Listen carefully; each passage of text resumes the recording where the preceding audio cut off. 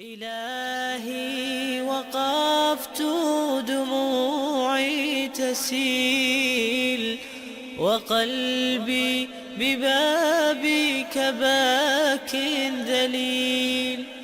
إلهي وقفت دموعي تسيل وقلبي ببابك باك ذليل.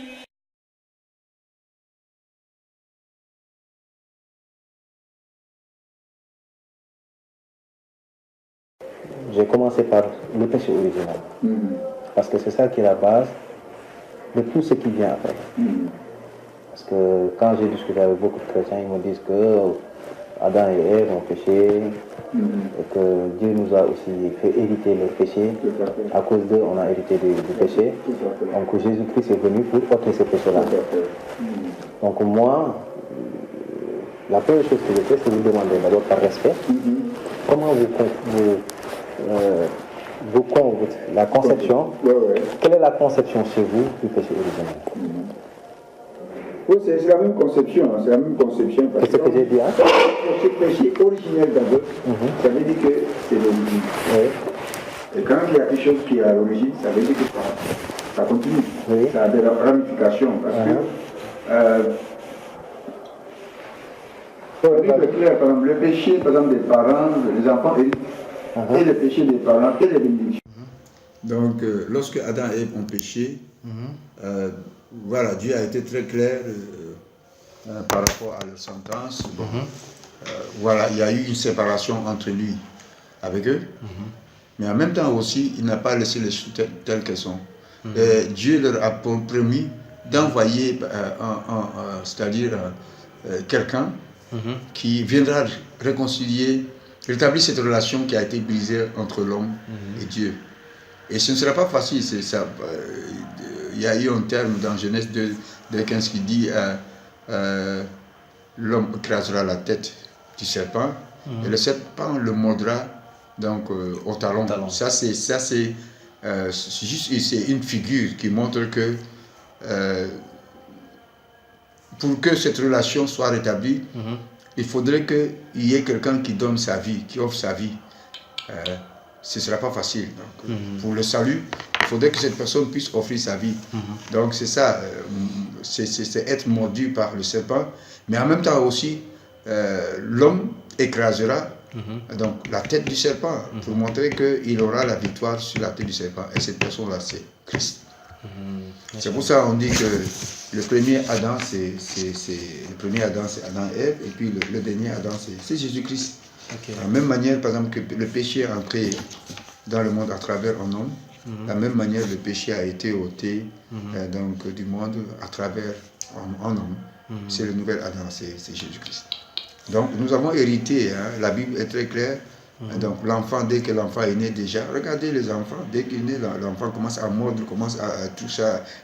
Ce qui montre que le péché qui a été provoqué par ses ancêtres, ce péché demeure en lui. C'est la raison pour laquelle l'enfant, dès qu'il est petit déjà, il fait des choses qui montrent qu'il est méchant, qu'il est mauvais, parce qu'il a hérité. Donc, voilà, c'est ça. Donc, c'est ça la notion du péché originel. Le péché à l'origine, et ce péché nous suit nous tous. En tant que nous, en tout cas, nous chrétiens, ça c'est notre je sais que dans d'autres religions, donc, le péché est personnel. Le péché est personnel, mais chez nous, le péché des parents suit le péché, suit les enfants. D'accord. Maintenant, et normalement, comme vous le dites, les chrétiens et musulmans sont d'accord que Adam et Ève ont péché. Oui. Mais il y a une différence chez nous. Donc je vous pose la question, est-ce qu'Adam et Ève ont demandé pardon à Dieu? Est-ce qu'ils ont été pardonnés ou ils sont en enfer actuellement? Parce que dans le royaume des cieux, un pécheur ne rentre pas dans le royaume des cieux. Non, ils n'ont pas été péchés parce que Dieu a fait un sacrifice. Ils n'ont pas été pardonnés. Si. Actuellement, ils sont au paradis alors. Oui, parce qu'ils ont pardonné, parce qu'il y a ce qu'on appelle la dispensation. C'est-à-dire chaque période avec un processus pour le pardon. Mais est-ce qu'il y a un verset biblique dans l'Ancien Testament qui montre qu'ils ont été pardonnés? Parce que Dieu a eu... Ce qui s'est passé, quand ils ont péché, donc ils sont allés se cacher, Et quand ils sont allés se cacher, ils sont rendus comme ils étaient nus. Oui. Et qu'est-ce qu'ils ont fait? Ils sont allés prendre des trucs là pour se couvrir ici. Des arbres là. Mais qu'est-ce qui s'est passé? Dieu a tué un animal. Et là, il a pris la peau de l'animal pour les couvrir avec. C'est-à-dire que ce sang qui a été versé là, c'est le sang qui les a sanctifiés, qui l'a purifié. Parce que tu sais que le sang a une puissance, a un pouvoir. Ouais, Vous-même, donc chez le juif même, quand quelqu'un pêche, il va chez le sacrificateur, et il met sa tête, il met sa main sur la tête du sacrificateur en confessant ses péchés. Au moment où il confesse ses péchés, les péchés, par exemple, le quittent et le péché entre dans le, comment dire encore, la bête. Oui. Et maintenant, par exemple, le sang couvre les péchés. Et quand Dieu te regarde, parce qu'il y a eu le sang qui a été versé, Dieu te fait grâce. Mais chaque fois que vous péchez, il faut toujours tuer un animal. Il faut toujours un animal. C'est comme chez nous, les frères musulmans, comme vous là. Donc, avant de vous... Il y a ce qu'on appelle les ablutions pour vous sanctifier, pour vous purifier. Oui. N'est-ce pas, non? Oui. Voilà, pour pouvoir, par exemple, être en relation avec Dieu. C'est la même chose. Maintenant, là, nous, dans le Coran, Allah il dit qu'Adam et Ève ont demandé pardon à Dieu et Dieu les a pardonnés. Oui, mais chez vous, là, c'est-à-dire dans le Coran, mais chez nous, la signification qui montre qu'il les a pardonnés, c'est le sang. Mais est-ce qu'il y a un verset qui stipule clairement que Dieu les a pardonnés à travers ça? Parce que le Nouveau Testament, par exemple, on dit quoi? C'est par le sang de l'agneau que nous avons été sanctifiés, que nous avons été purifiés. Mais l'agneau là-bas, ça représente Jésus-Christ. Oui, mais à l'époque, il y avait des agneaux. Oui, mais avant que Jésus ne vienne, on sacrifiait des agneaux à l'époque. Non, j'ai dit, est-ce qu'il y a un verset clair qui montre qu'Adam et Ève, dans la Bible, ils ont été pardonnés? Oui. À travers ce sacrifice-là? Oui. Par exemple, quel verset? Non, à travers ce sacrifice, attends.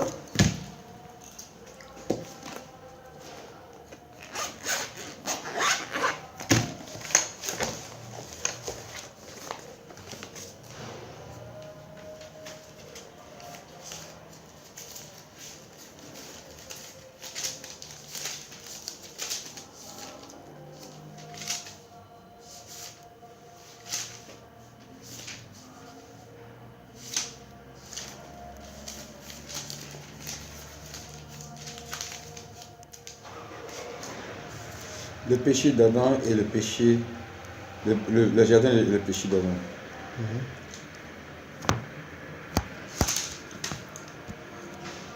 Ça, c'est une Bible, hein? Ah oui, c'est une Bible. Je peux l'utiliser, hein? Oui, c'est une Bible. C'est dans quel... c'est dans Genèse? Oui, c'est dans Genèse, oui. Quel chapitre? Je suis en train de chercher le chapitre.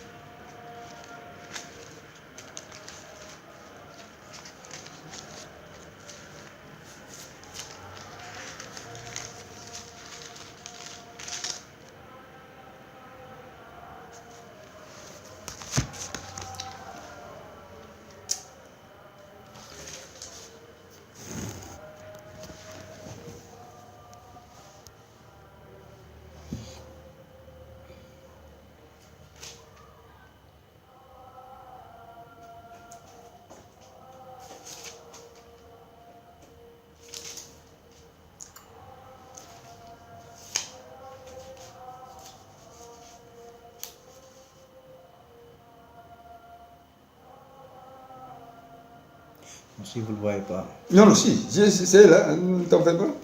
Dans quel...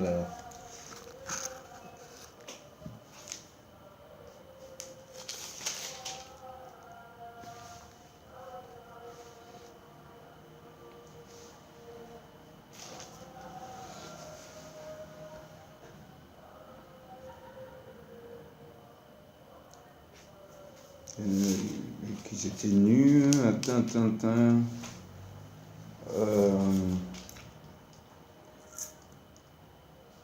Voilà. Oui. La femme vit que l'arbre était bon à manger et agréable à la vue et qu'il était précieux pour ouvrir l'intelligence, et puis il s'enfuit. Les yeux de l'un et de l'autre s'ouvrirent, il connut qu'ils étaient nus et ayant cousu des feuilles de figuier, il s'enfuit des ceintures.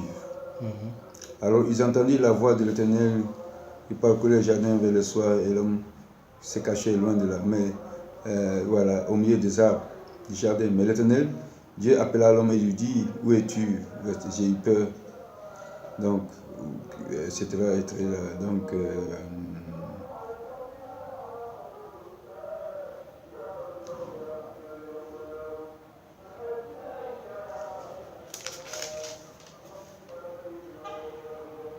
Voilà. Donc, chapitre 3. Oui. Le chapitre, Genèse chapitre 3. Au verset 21. Chapitre 3, Voilà. verset 21. Il dit, le Seigneur fit à l'homme et à sa femme des vêtements de peau de bête et les en habilla. Puis il se dit, voilà que l'homme est devenu comme un Dieu pour ce qui est de savoir ce qui est bien ou mal. Il faut l'empêcher maintenant d'atteindre aussi l'arbre de la vie. S'il en mangeait les fruits, il vivrait indéfiniment. Le Seigneur, Dieu renvoya avec l'homme du jardin d'Éden. Je lis jusqu'à où? Non, c'est seulement le verset 21. Mais Le verset 21, parce qu'il se trouvait que lorsqu'ils étaient nus, au verset attends. Et là, le verset 21. Attends. Le verset. Voilà, au verset, chapitre 3, verset 7. Chapitre 3, verset 7. Voilà. Il dit alors ils se virent tous deux qu'ils étaient. Là, ils ont écrit seulement qu'ils étaient et ils se rendirent compte qu'ils étaient nus. Voilà. Ils attachèrent ensemble des feuilles de figuier et ils s'en firent chacun une sorte de pagne. Le soir, quand souffle la... Non. Et puis tu laisses là, tu viens maintenant au verset 21. que je t'ai dit tout à l'heure. Oui, Verset 21. Ils disent que c'est le Seigneur fit à l'homme et à sa femme des vêtements de peau de bête Voilà. et les en habilla. Voilà, c'est ça. Mais est-ce que ici, parce qu'ici on ne voit rien qui montre que Dieu a sacrifié déjà l'animal pour le pardon de Adam et Ève. Il dit juste qu'il les a utilisés pour leur donner des vêtements. Oui. Ça c'est maintenant. La doctrine, on va passer à un étape supérieur. La doctrine qui dit que les enfants ont hérité du péché d'Adam. Est-ce qu'il y a un prophète qui l'a enseigné dans l'Ancien Testament? Parce que Dieu il dit dans Amos 3,7 qu'il ne fait rien sans pour autant ne révéler ses secrets à ses serviteurs les prophètes. Donc normalement, si ce péché-là qui a causé la damnation de l'être humain jusqu'à que Dieu a dépêché son fils pour qu'il soit sacrifié, normalement chaque prophète devrait enseigner cette doctrine que les enfants doivent hériter du péché de les prophètes. C'est pourquoi j'ai demandé les prophètes, à cause de la parole qui se trouve dans Amos 3,7. Est-ce qu'il y a un prophète qui a enseigné cette... Voilà, mais il ne faut pas, la Bible, vous savez la Bible là, il ne faut pas prendre ça de manière requise, il faut prendre ça de manière globale. C'est pourquoi non. Il faut prendre ça de manière globale.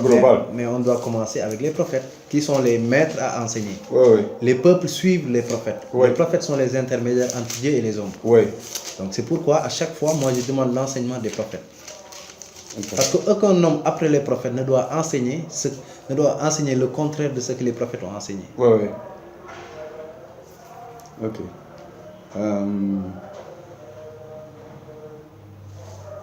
Vous êtes toujours dans Genèse?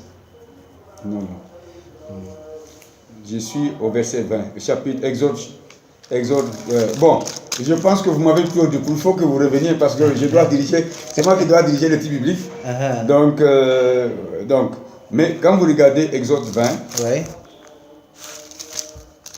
c'est les 10 commandements.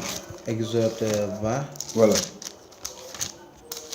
Oui, je suis dans 20. Dans quel verset? Alors Dieu prononça toutes ces paroles en disant: Je suis l'Éternel ton Dieu qui t'ai fait sortir du pays d'Égypte, de la maison de ta servitude. Tu n'auras pas d'autre Dieu devant ma face.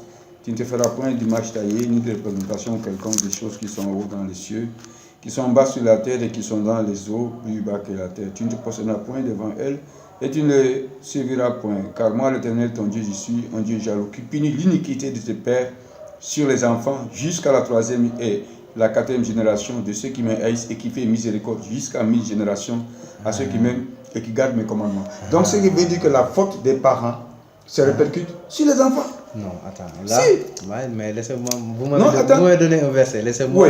Tu as lu deux choses qui sont très importantes. Qui punit l'iniquité des pères. Oui, mais laissez-moi vous dire. Qu'est-ce que ça veut dire? Les pères et leurs descendants qui le haïssent. C'est ça qui attend. Tu sais, ça veut dire haïr. Haïr Dieu. Ça veut dire que ce n'est pas faire sa volonté, c'est ça, haïr. Mais laisse-moi terminer. Donc, il a mis encore une autre condition et il fait miséricorde à ceux qui l'aiment et leur descendance qui l'aiment. Oui. Aussi. Donc là, il a posé des actes. Si ces gens-là font acte de désobéissance à Dieu, ils méritent la punition de leur père parce qu'ils ont fait les mêmes œuvres que leurs parents. Vrai ou pas? Oui. S'ils font le contraire des œuvres de leurs parents, Dieu ne les châtie pas. Oui. Donc le problème maintenant se trouve, les chrétiens, la majeure partie, ils disent, on a tous été pécheurs à cause d'Adam et Ève, alors qu'on n'a pas participé à ce péché-là. Mais là, Dieu, il montre que si ces enfants font les mêmes œuvres que leurs parents, ils vont mériter le châtiment. Maintenant, imaginons par exemple un enfant qui naît aujourd'hui, qui n'a jamais participé au péché d'Adam, et il grandit en appliquant les commandements de Dieu. Est-ce que Dieu va le punir avec ce péché adamique-là? On peut pas appliquer les commandements de Dieu. Si. Non. Abraham, Dieu a dit qu'il a appliqué tous ses commandements. Attends, parce que dans Jacques, il y a 10 commandements, ce qu'on appelle la loi morale. Oui. Tu aimeras ton père, tu ne mentiras pas, tu ne commettras pas l'adultère, tu ne voleras pas, etc. 10 commandements. Et Jacques dit, si par exemple, bon moyen, un seul commandement, ça veut dire que tu as loupé tous les autres commandements. Jacques me dit, c'est très clair. Donc ça veut dire que mon ami, ce n'est pas possible. Mais Abraham, Dieu dit dans Genèse qu'Abraham a appliqué tous ses commandements. Non. Si. On va lire c'est dans le Coran. Non, dans la Bible, j'ai dit. Non, c'est-à-dire que ce qu'il a dit, mais c'est-à-dire que c'est sa foi qui a fait qu'il a été compté comme quelqu'un qui a été juste. Mais Dieu dit qu'il a appliqué tous ses commandements. Dans la Bible? Dans la Bible, oui. Dans Hébreu ou bien quoi? Dans Genèse. C'est pas le peu où ça a été imputé à justice? Non, attends, je te donne le passage.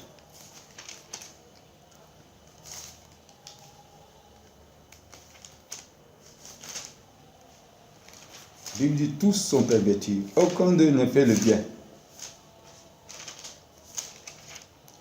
Colossiens.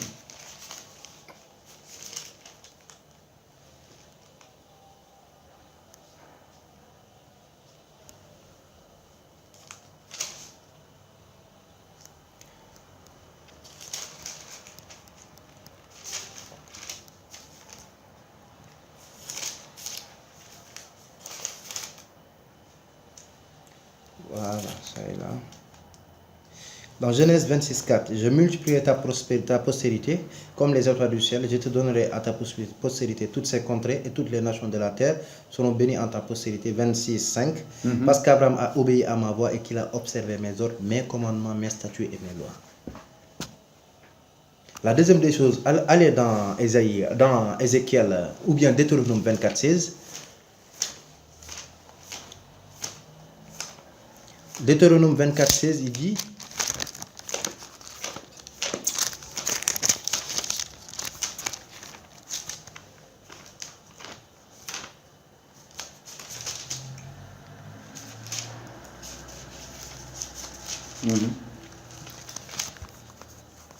Vous êtes avant? Bien sûr. Oui, je ne l'ai pas encore. Si vous pouvez lire là-bas. On ne fera point mourir les pères pour les enfants, et on ne fera point mourir les enfants pour les pères, on fera mourir chacun pour son péché. C'est pour cela que je vous dis, vous ne connaissez pas la doctrine de l'Ancien Testament. Il y a ce qu'on appelle... Non, attends. Oui. Moi, je suis en vétérotestamentaire. Oui. Il y a ce qu'on appelle... comment dire encore? Il y a ce qu'on appelle le kit collectif et l'individuel. Le collectif touche tout le monde. Mais est-ce que dans la Bible, c'est pour ça que je t'ai demandé, est-ce qu'il y a un prophète qui a enseigné que les enfants d'Adam ont hérité du péché d'Adam et Ève par la bouche d'un prophète?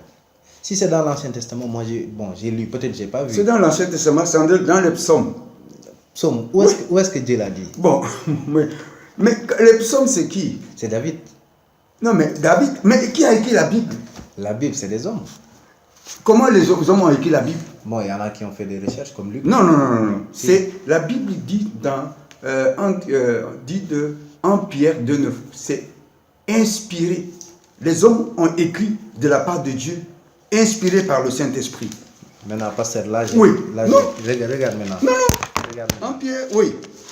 Regarde maintenant. Moi, ouais. Vous savez, aujourd'hui, on n'a pas le temps. comme j'ai dit, hein, attends.